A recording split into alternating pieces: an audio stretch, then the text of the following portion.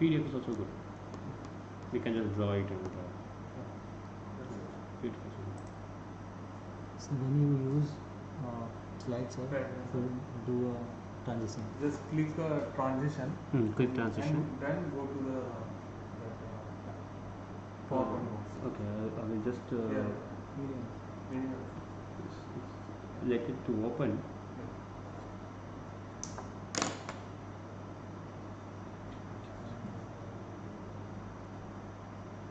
No, don't do. Not much are waiting, so fine. Okay, good. So I will just use this one. Keep it open. And now I'm going to the OBS. When I go, I just have to do quick transition. No. Transition. Okay, transition. Just click the transition. Then I go to perfect. Now I'm PowerPoint. Then start drawing. Now I just stop back to. Yeah. No, so how do I see? Okay, I just want to see that. You have to see yes. Oh, this one is. Yes. No, sir. If I'm not doing, please let me know that I'm in the white screen. Yeah. I'll just.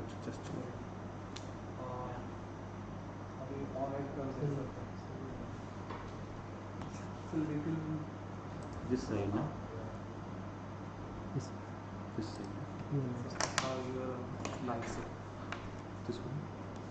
Oh, just keep it. Oh, okay. Not used now. No.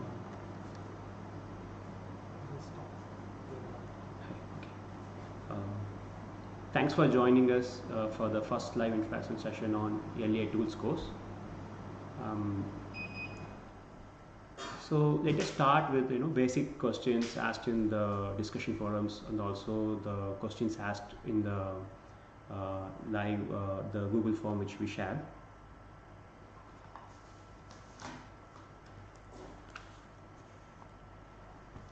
So there are a couple of questions from the Google form we circulated. Let's answer those questions.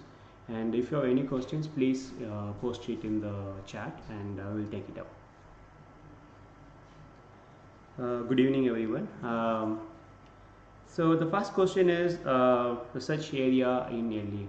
So what we are doing in this course is we are trying to tell you what is learning analytics domain, because we all know about the data from different domains like banking or health or manufacturing, other domains, but we use a lot of edtech softwares and we create a lot of data after the 2.0 Internet 2.0, and still we don't use this data to provide some feedback to the learners. So my interest is to how to collect this data and what data we can collect in the different learning environments, and introduce to the very basic ML tools and some basic algorithms to start with. So this is a very basic in a LA course, so that what data to collect and what are the 4 types of analytics we can do. That's the whole purpose of this purpose of this LA course.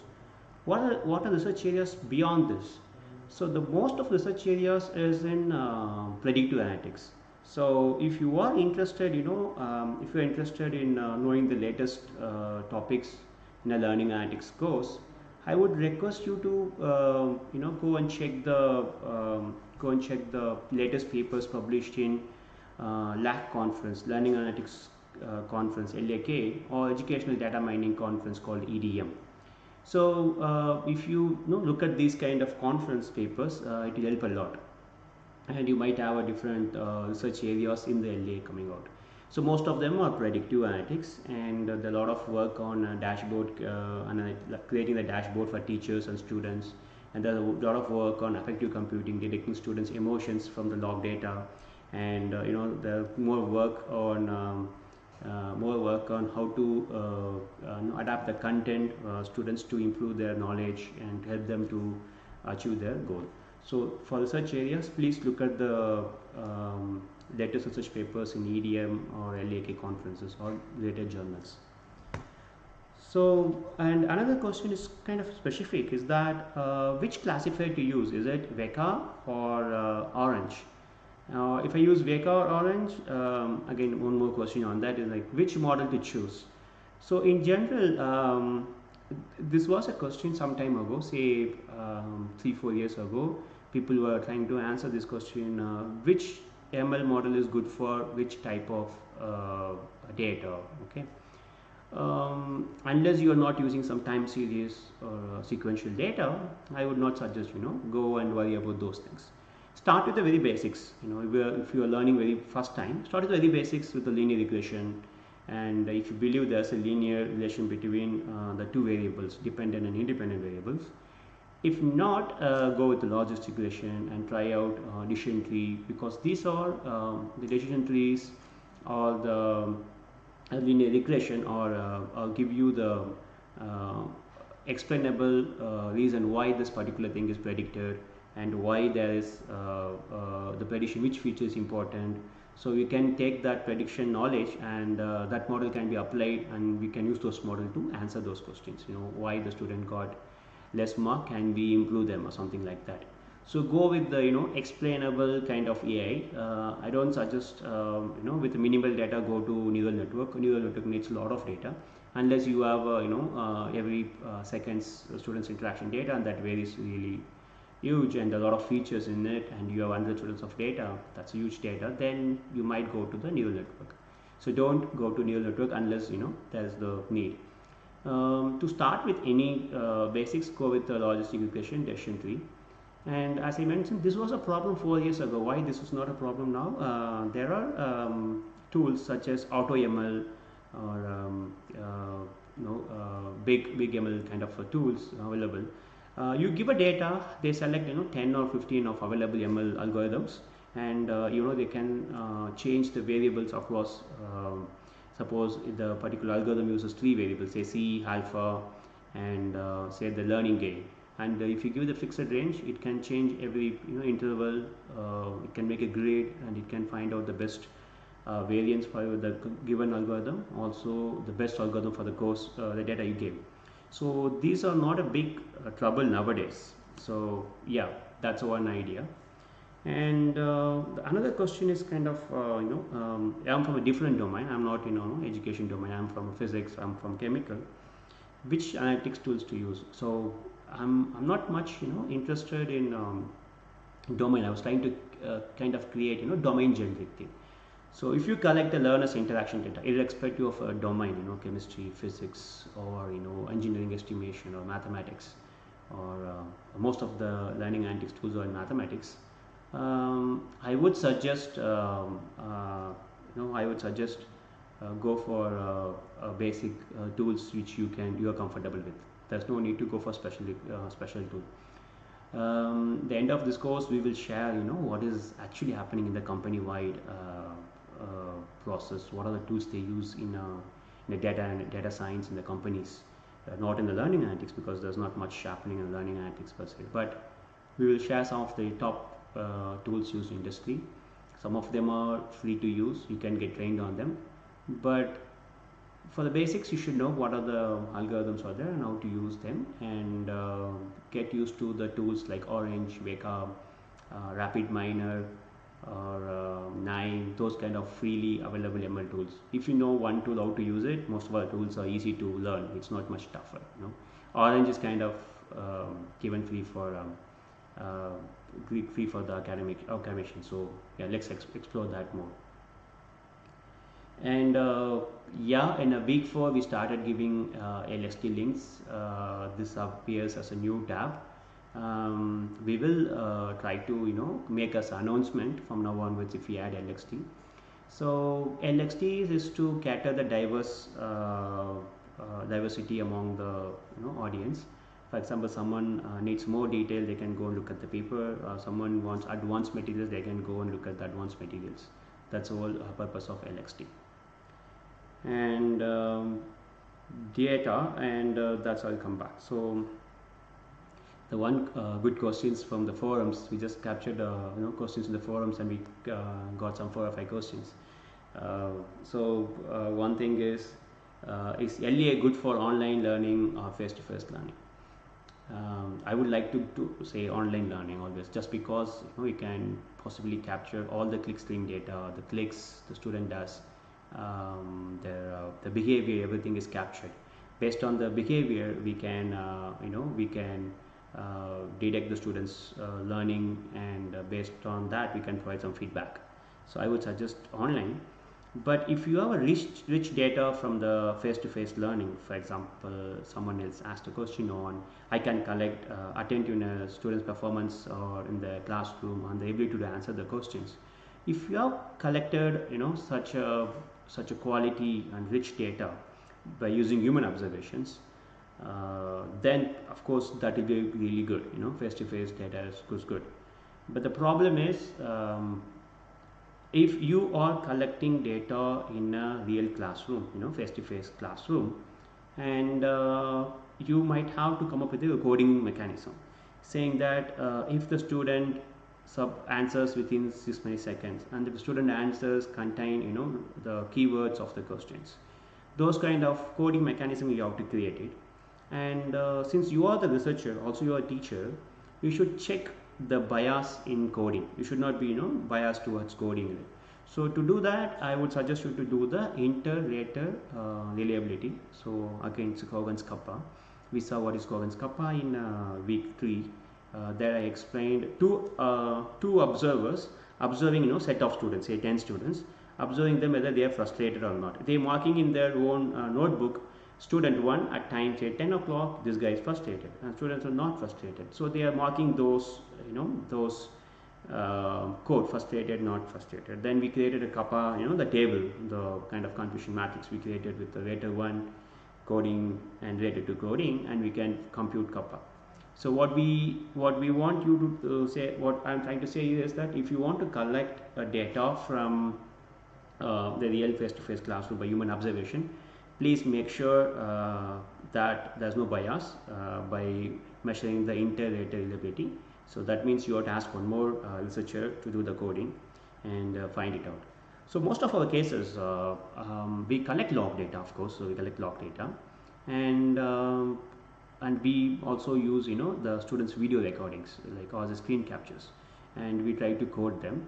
And if you have videos, we actually code them for say 30 minutes or 45 minutes. We create a rubric for coding, a proper rubric, and we ask other researcher, other friend or other researcher to code using a set of rubric. Then we check whether we are matching, the rubric and the coding is both are having same kind of measurement. If there's not same kind of measurement, what we would do is actually we again sit back, discuss again, change the coding, what are the mistakes.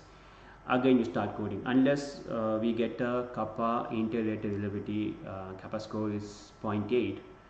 We still try to improve our coding. So yes, if you want to collect data from human observation, please do the inter-rater reliability using Coggan's kappa. So there are a lot of offline data available in India currently because of COVID pandemic. So I'm happy if you're using offline data. It's not that you have to use only the online data, but the data should be captured in a proper format. For example, a student 1, and if you're capturing say 7 features or 5 features, their attendance, their response to questions, attentiveness, their affective states, their peer-to-peer interactions, are they engaged in the class or not, how many times they're engaged. So you have to make those data marked in the proper way. Human observation is the only key here, and after human observation you have to make sure entries.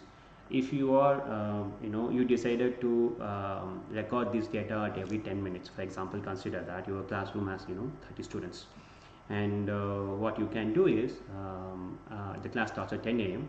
and at 10 a.m. so you can say 10 features. The engagement in the class will last 10 minutes, and number of responses they answered, and attentiveness, the affective states, are they bored, confused, frustrated, and the interaction with the peer. If you have the 5 features, what you have to do, student 1 at 10 a.m. Have come up with your own metrics, numerical values, or nominal values, or some data, say that 3 times or 3 minutes, some data. After that, for the same 10-10, mark it for all the 30 students and do it again for 10-20, 10-30. So in a 40 minutes class, you will have 30 students into 4 times. You will have 120 observations. But it's not possible, in a live classroom to record all these things. So I would suggest to record those students' interaction in the class, sit down and code it manually. That's the kind of offline data we can have. If you have offline data, for example, the assignment submission over the semester, the attendance over the semester, or their engagement, the number of forums. If you have offline data, if you can get the data from your LMS or any other resource the institute uses, collect those data and create a the matrix kind of thing with the students and features, and that will be useful. That's a way to go about the feature. Then you go about the 4 types of analytics, like plot the data, look at it, is there anything to predict, after predicting can you suggest something to students, go about that. It's always almost good as online data. So offline data is good, just that you need to do the if you are doing human observation, make sure you are doing interoperability. If you are simply coding the quality, the time, there's no need of interoperability. Like how many minutes a student interacted in a 30-minute session, 5 minutes time. So there's no need of human IR unless you are doing some human observation and you're making some coding. So offline data can be used if you have proper data, and a lot of data can be collected and you have record of it, and you have to show that its data is correct logically and there's no bias to it. Okay. There are other questions like there are a lot of LMS, like Canvas Instructure or Moodle or EdmLDA, Google Classroom. MS Team is also having their own interface where you can do everything. You can upload your assignments, quizzes, everything. And yeah, and IIT Bombay have another LMS called Bodhi 3. And so if you have all this data, what I would suggest is talk to their authority. If it is Google Classroom, check whether you can collect data. In general, most of these LMS, we are commercial LMS and giving it for free for Classroom. They don't share the data. Instead, they collect the data and they show it in the dashboard. But Moodle, for example, Moodle has sharing those data to everyone. For example, if you are using Moodle, go to settings and access the live logs, log data. Just check in Google how to get the log data in Moodle. You get the log data in the Moodle, and that data actually captures all the clicks a student did in the Moodle. The only problem there is they are recording timestamp in minutes, not in the milliseconds. And in a Moodle, student logs in and he attempts the quiz, and after that he might be looking at the PDF, or you might have uploaded some video resource in some other site. The student comes to Moodle and accesses the video resource in some other site. You may not be able to capture that data. So what I would suggest is collect those data, number of times the student visited, the frequency is more important. The time may not be much useful here because you don't have millisecond data. And their interaction and discussion forum can be captured easily from Moodle log data. So use those interaction and discussion forum and interactions in logging in with number of sessions in Moodle. That data might be helpful to capture the students' engagement in the class. Actually, we have developed we developed a small script, kind of a tool to analyze the log data from Moodle. If you are using Moodle, what we would suggest is download the log file, and we will share in a week our tool, the website for our tool, and you can use our tool to extract some of the frequency related information. So it gives us some dashboard kind of analytics. And I want to tell you that this tool is created by our students, 3 of our students. They are not computer science background. Why I'm telling that? One student is from mechanical background, and one she is from petrochemical, and another student is from mathematics background, and they learned Python programming for assignment 1, and they were able to no, they learned Python programming from assignment 1, and they're able to create this tool. So look at the script, and if you are teaching a course, ask your students to help you to create similar script. It's easy, it's not no, difficult. It's like the people who don't know about any programming, within 2 weeks they can create this kind of script. It's not really hard to do that. So if you are teaching any course, ask your students to help you in creating scripts. The students will be very happy because they are looking for some real-time experience on creating some scripting language or coding language, because everybody doesn't matter which department, everyone wants to learn some programming nowadays, and Python is really useful.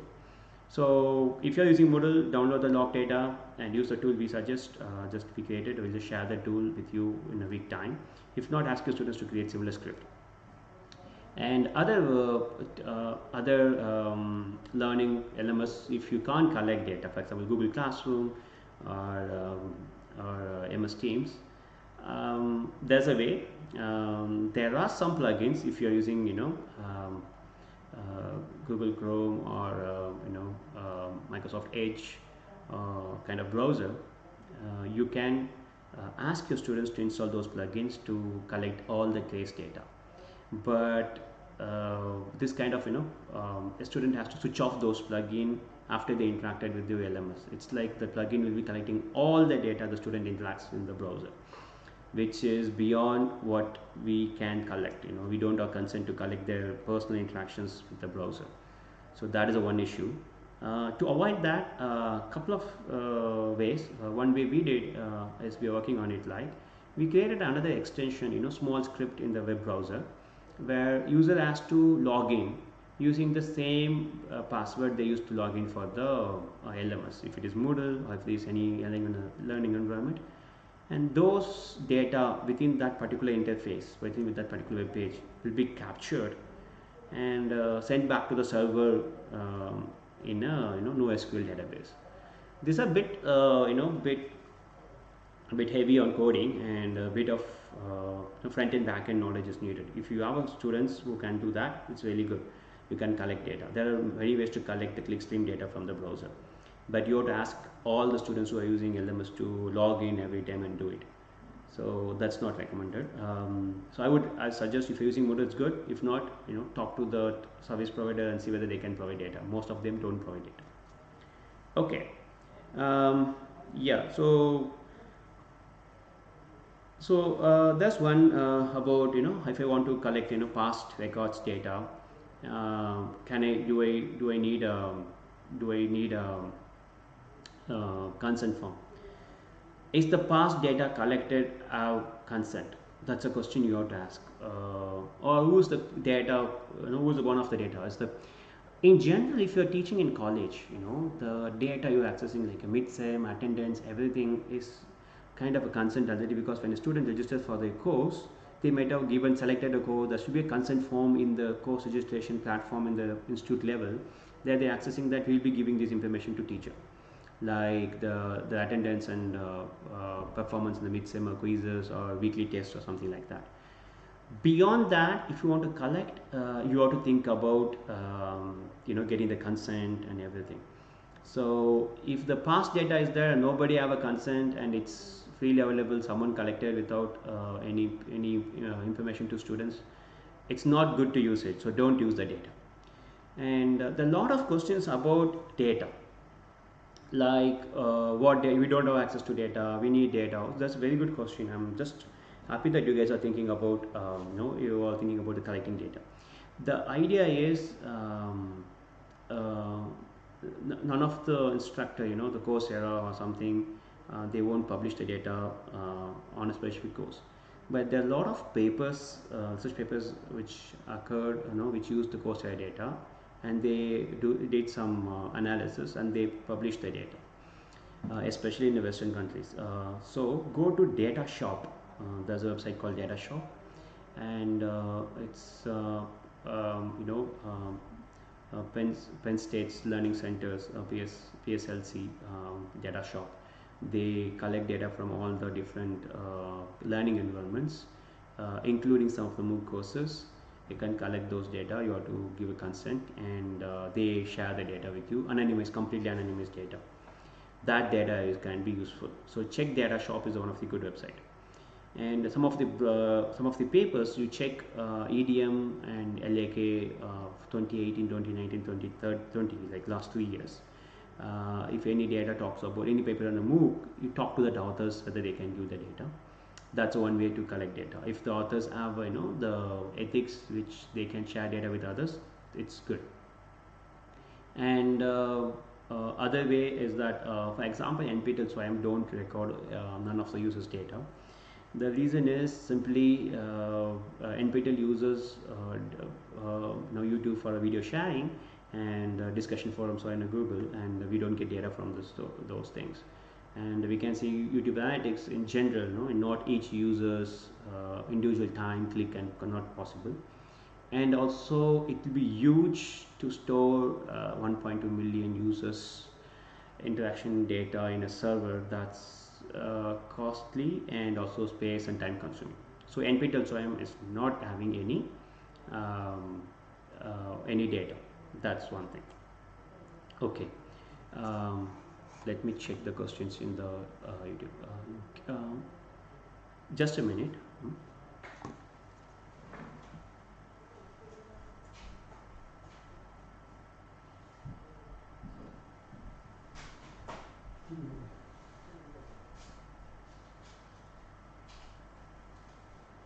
And I can't see he's actually can you put that somewhere? Can you keep that laptop here or something? I'm not able to read it from here. I don't have specs. Maybe. Is this okay? Yeah, just check it and I'll answer. Yeah. Thanks.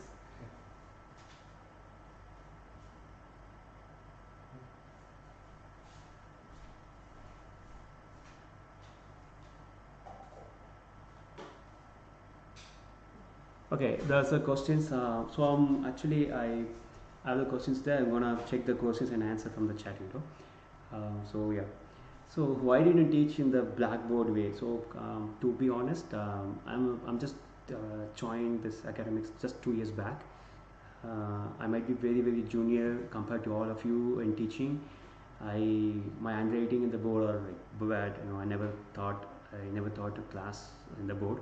So after from 2005, there was a slides they use.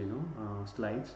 From 2006, whenever I studied, none of the teachers I saw them started used chalk and board to explain things, except couple of courses, for example, convex optimizations or statistical relational learning. Those kind of courses only they use the blackboards because they have to explain whole mathematical formulas.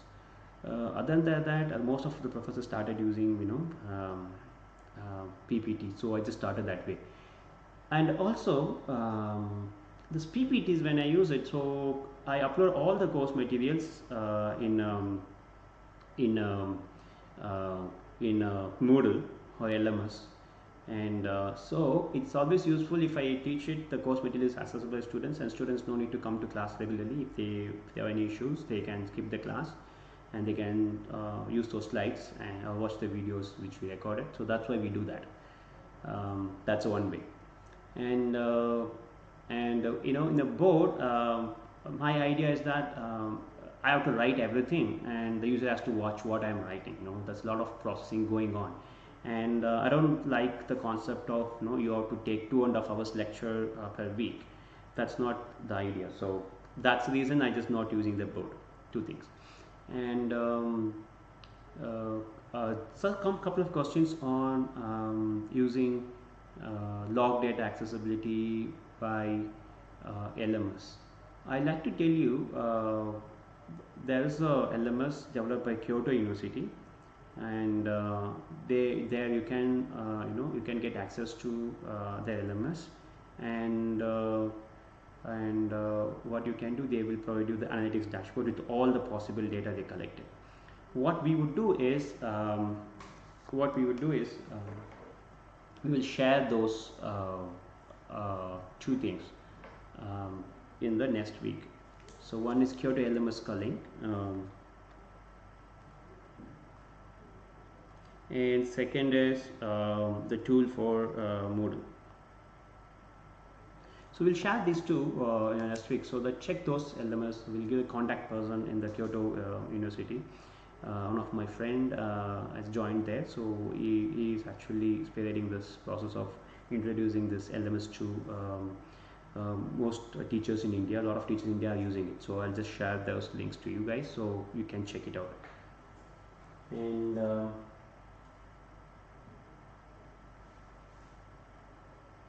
so yeah, with all of that.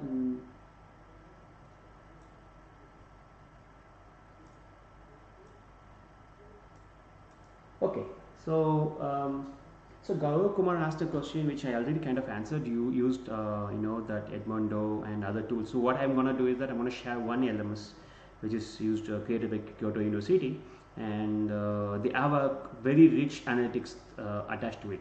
In fact, they created a tool called a book roll, BOOKROL, book roll, where the PDF content will be uploaded, PowerPoint slides. Each student clicks the reading time, if they're tagging anything, if they're underlining, everything is captured and displayed in analytics engine. It's very interesting with rich kind of data, almost click stream data. Every click a student does is kind of captured there. So I will share the data. That is one of the free LMS, not from India or IIT Bombay, but it's from Kyoto University, and I will do that. Second one, in IIT Bombay Computer Science Department, Professor Bhaskar Raman and Kamashri has created a tool for LMS alternatives called Bodhi3. Bodhi3 is free for teachers to use it. So please, I'll just share the Bodhi3 link also. So check Bodhi3, BODHI, Bodhi3, and it's good, and you can use it. But the data is not shared as of now. So we have to check with the Professor Bhaskar Raman and see whether they can share the data. Okay. And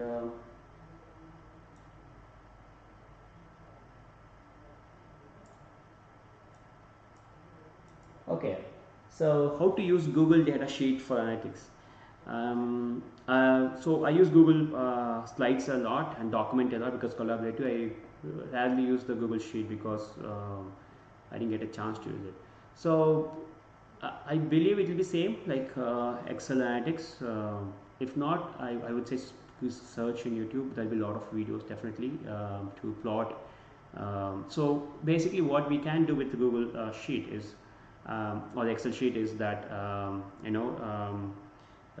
correlation and plotting something. That's it, right? So not beyond that. You can do linear regression, of course, but I would suggest take those things in the machine learning tools instead of using the Google Sheets. Okay, so I honestly don't know how to use Google Sheets for analytics. I would suggest you to check a YouTube video, for how to compute correlation or how to plot in the Google Sheets. That will be useful. I guess in the third week we shared a short video of how to use Excel for doing these kind of analytics. Okay.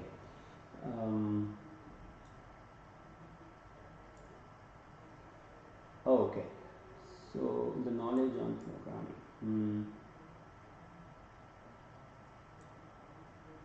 Okay, very good. Okay, so the very good question is, the knowledge on programming is important or knowledge on tools?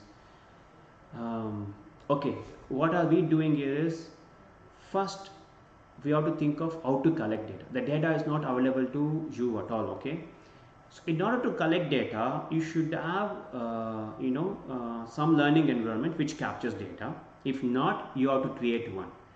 If not, use LMS and capture the millisecond data also. You might have to write a script.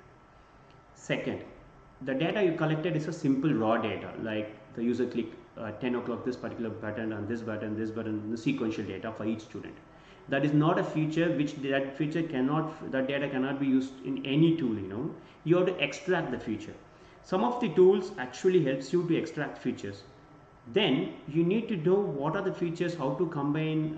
That knowledge is from the domain. That's basically your, if you're a teacher, you might say, based on my knowledge, if the students in a 5 minutes, if the students clicks on a particular page for more than 3 times, I would like to make note of it. Or you are given a PDF and which has say 10 sentences with 2 concepts, and you know each sentence needs more than a 1 minute to read, and a student clicked that particular page and he spent only 5 seconds, and he moves back to other page. Again he does that, another PDF, reads for 5 seconds and moves back. After 3 PDF, and he finds one PDF and he reads for more than 2 minutes. So the behavior here is that student is searching for something in each PDF, and he found something, he started reading. So this knowledge actually comes from a domain. It's not that machines can know that the student is moving around 5 seconds or 10 seconds, more than 10 minutes. The system don't know that. So you have to give a feedback saying that read long, read short, reading for 3 seconds, reading for 5 seconds. That is the importance you have to think of. So in order to do efficient use of tools, I would always suggest learn some scripting language, Python or R. Very easy, very basic levels to read the data. That is pandas library. In a pandas library you can read the data and in an Excel format, and create features. What are the features? I suggested that go for time and frequency features, number of time, frequency, and the time they spend on each action. That is a good features to start with. So sit down with your data, start thinking what are the features you can extract, and try to implement in the Python scripts. Then do extract features. After extracting features, you can use any basic tool. You don't need to go for high-end tools. The idea is that you have to apply some machine learning algorithm to predict something, or to show your hypothesis correct. That's the whole idea. It's not necessary that you have to use high-end tools. So that's my suggestion. Okay. Okay, which tool is good, a basics tool or high-end tools? If it is free, high-end tools, go for that. For the purpose of the course, or purpose of understanding learning analytics, basic tools enough. If you check the papers published in educational data mining or LDA conference or AIED or ITS conferences, none of researchers really using high-end tools. Most researchers were just use basic tools. So most of them write scripts in Python using scikit or some tools. Just call library and get the data done. So is no need to learn high-end tools. There's no need unless you are looking for a job. What I'm going to post in last week of this course is that what are the tools are actually used in the the industry, and this knowledge is widely available in the internet. If you go to the Data Analytics magazine of India, there are a lot of tools, and they say what are the tools used in industry. Search it, there'll be like four articles on that, series of 4 articles explaining what are the front-end tools, what are the analysis tools, what are the processing tools, integration tools, all this information available. So go and check those data if you want to learn that. And most of the tools are open source, or if not open source, find the alternative for open source and learn the tools. Then the industry might be looking for that data. The learning analytics, we have very limited number of data, so we don't need high-end analytics engine. But in industry, in other domains like health or finance, the data is huge. So they use the tools which deal with the big data analytics. So yeah, if it is learning analytics, the basic tools which are like Orange or RapidMiner is good. If you want to looking for industry or data science career, then I would suggest go for the high-end tools. Okay, and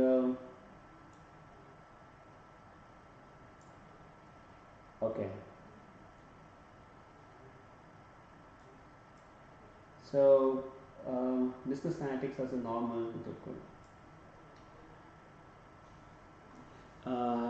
I would say business analytics. We are not dealing with business analytics, basically business intelligence here, and which tool is good?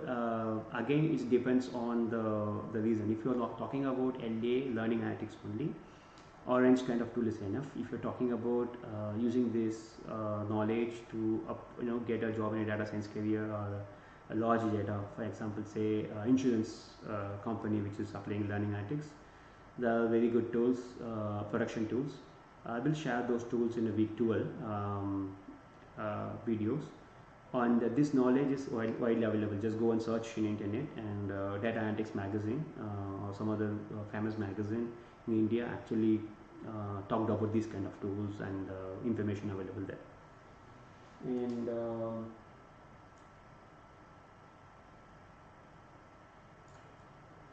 okay, so NIME is good.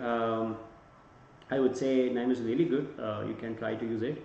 And which tool open source good? So Weka is what most famous people use it. RapidMiner is good. In general, researchers, what they do, Weka gives you the Java libraries of each ML thing, ML algorithm. Also recently Scikit or Python gives you all the libraries. So if you are learning some basic Python coding, you will see that you don't need any tool at all. You just have to pass those data to a call library from the Python Scikit. Just pass the data, you might get output immediately. So I would say it's not really needed to get expert in one particular tool. Open source is Python is always good because you are using it. Weka is kind of completely open source. Other tools like Orange or RapidMiner is usually free for academics, then it's not open source. Process mining tool is free for academics. Those kind of open source tools you can consider. And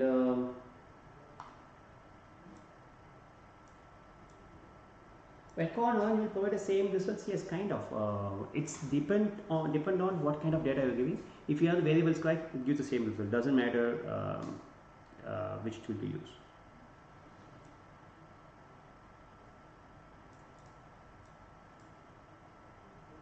Okay.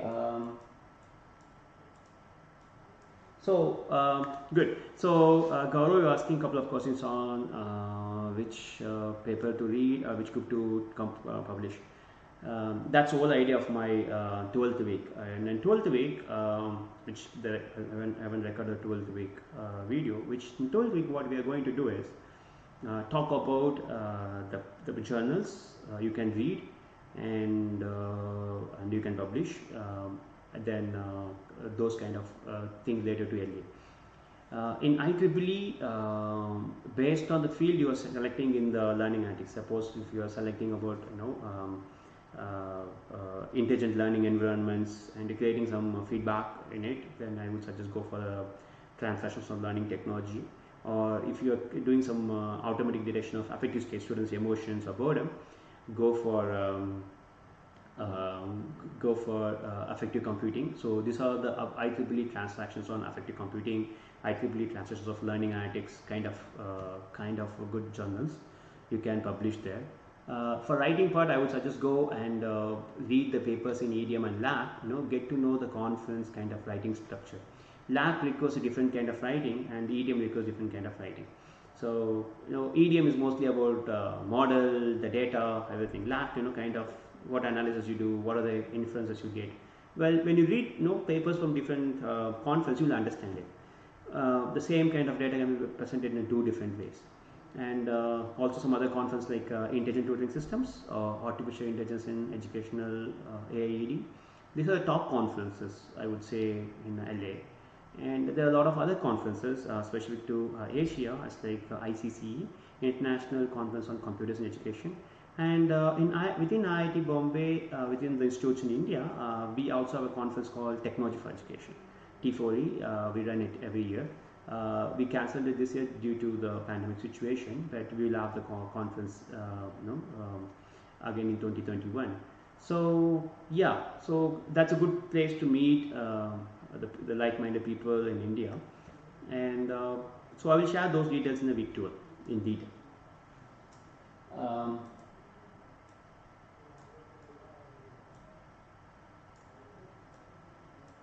Okay. So please, week 3 assignments time, I'm not sure whether I can do that. I'll talk to our TA and check with NPTEL whether they can give some time. It's not possible to give time for one particular course. NPTEL have a structure, and they won't extend time for one particular course, so it's not possible. mostly. I will check with our TA whether they can give some time. Based on my knowledge, it's not possible. So yeah, but we will use, I think, not all 12 weeks assignment for the grading, right? So if you are missing weekly, it's fine. You can do from other next weeks, then that can't be considered for the grading.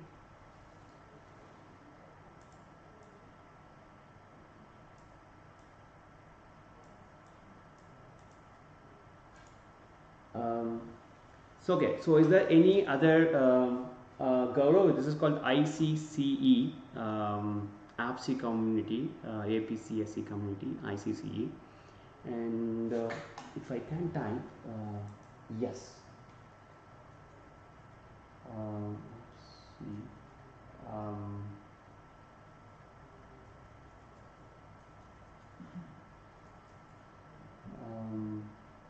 okay, these are the conferences. So what you can do, check LAK EDM. EDM gives you some different music related. So what you do, EDM, LA, you will get the data. And for the question about is there any tutorial or other videos available for the LA, check Introduction to LA. As I mentioned, LA is created by a LA community by Professor Dragan and George Simmons. They have a 4-week tutorial kind of session by the key people in the LA and EDM, like Professor Baker, Sydney, all are there. Check, it's available in YouTube, like Introduction to LA. Ignore the course, the previous course I gave for 4 weeks. If you move that, go beyond that. If you check for Introduction to LA, George Simmons or Dragon, so you might find it, a video of all these materials. That's one good source to do it. As I mentioned in the first week, there's no exact book, for LA. So the reason is LA is not a world field like ML or something like that. So what we are trying to do is we are applying analytics in learning data. That's it. Okay. So I would say that there's not much resource available, but check the YouTube video that gives you the idea, and read the conferences papers, which will give you enough ideas. So if you have after attending this course for 12 weeks, I believe my motivation is that, my aim is that you'll be able to read the conference papers in EDM and LAK without much difficulty. All the lingos, all the words you might have get it from this course. So when you read the concept, you're able to read it easily and understand. So check for the conference papers last 2 years in these areas, and you will understand the field and you will learn more. Okay.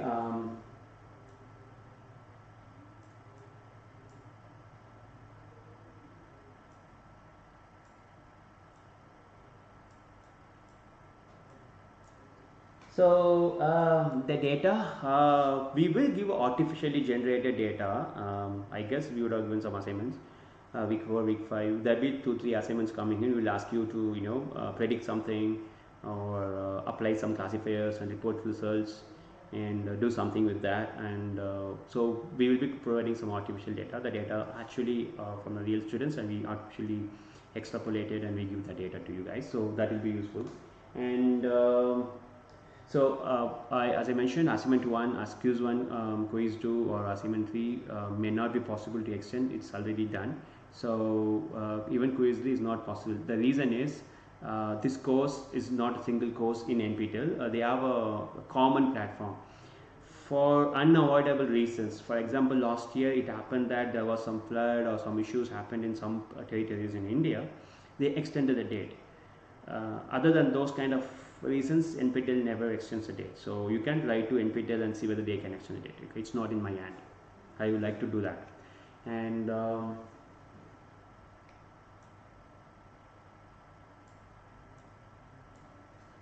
okay, that's how much time it takes to publish a paper. It depends. So I have a learning environment already available with me now. What I am doing now is collecting data. We will do the analysis in October, November. So writing part is kind of easy because we know about learning element, we know what data collecting, and we decided what data to collect. from literature already. It's not that we think we didn't think about the research question. The research question is already thought about it. So writing part is kind of easy. We have literature ready. So if you have data and everything, it takes 4 months to submit it. The conferences we submit usually, the LAK conference deadline comes in October this month. EDM conference deadline comes in February, and the A8 conference comes in January midweek. So yeah, that's the time we always plan, that kind of things. And if not, you can publish in journal anytime. It's no deadline or no pressure in it. Conferences are good to go because the new ideas get published, and you can meet to community and interact with them and get the ideas, and new ideas kind of spread and people take it up further.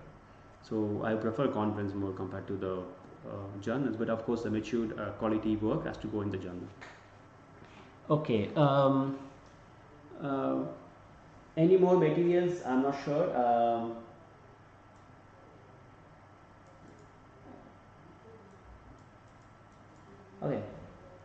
Okay, thanks. The last question is, I'm going to take this last question, is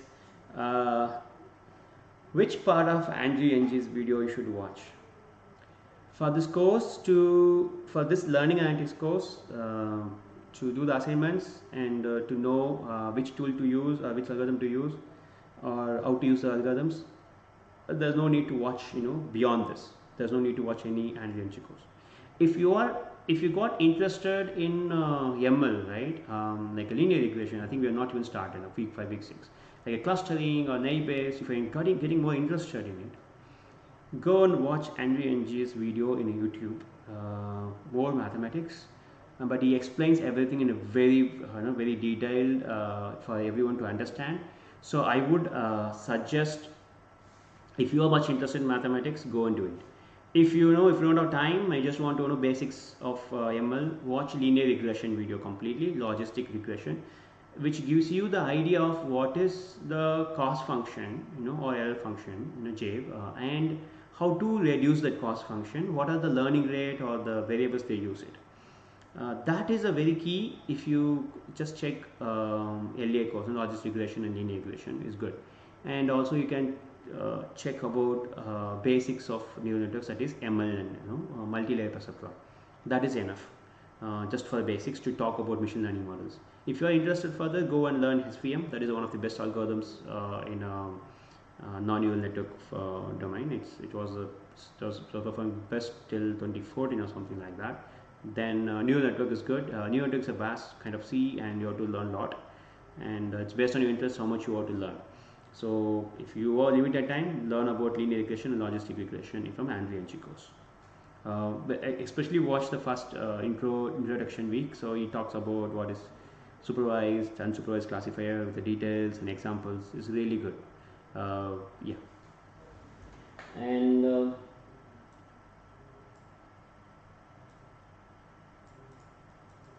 okay, so about research papers for the conference, my suggestion is that go and check those papers in the conference from last 2 years, especially EDM, Education Data Conference. The papers are free. You just go to their website. It's all available there. You just have to get the proceedings. They don't publish in any specific publisher like a Springer or IEEE, so there's no need to pay money by anyone. And go and look at those papers, and look at the papers title, read the abstract for last 2-3 years, then you get the idea. And while reading the paper, you try to create a literature review table. We have a format called literature review table that's available in our department website. I belong to a department called Educational Technology in IIT Bombay. So if you search et.iitb.ac.in, you will see the research resources tab. There we talk about how to plan research question, what are the literature mode. There's an Excel sheet. It's developed by Professor Sridhar Iyer under Creative Commons license. You are free to use it, you are free to distribute it, just you have to acknowledge it. So that Excel sheet will be useful, and check that Excel sheet and try filling details in the Excel sheet, and the Excel sheet should grow, both sides. If you add a new paper, you have to add another row. Also, if you find a new feature, you add another column in it. Look at the Excel sheet, add more things. Some things will not be useful for you, strike it out. By filling those Excel sheet for say 10 papers, 15 papers you read, then sit with the Excel sheet, you will get to know how they write the paper, what are the data needed for writing the paper, what is a gap actually.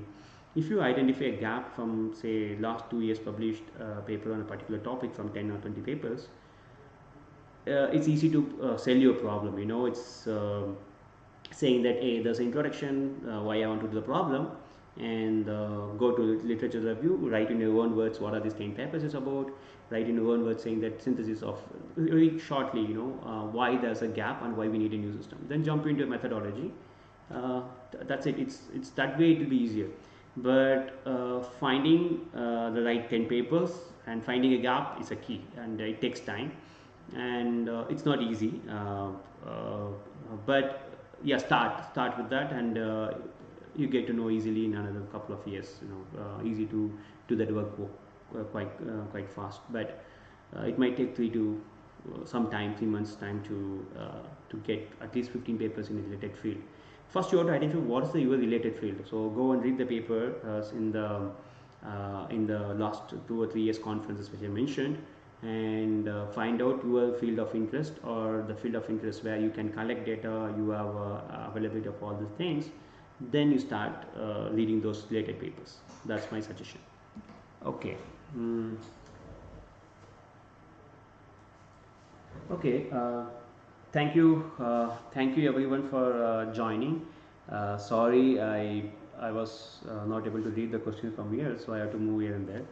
Next time we'll try to do that. So by next week we'll post the links to Kyoto module and a book roll, and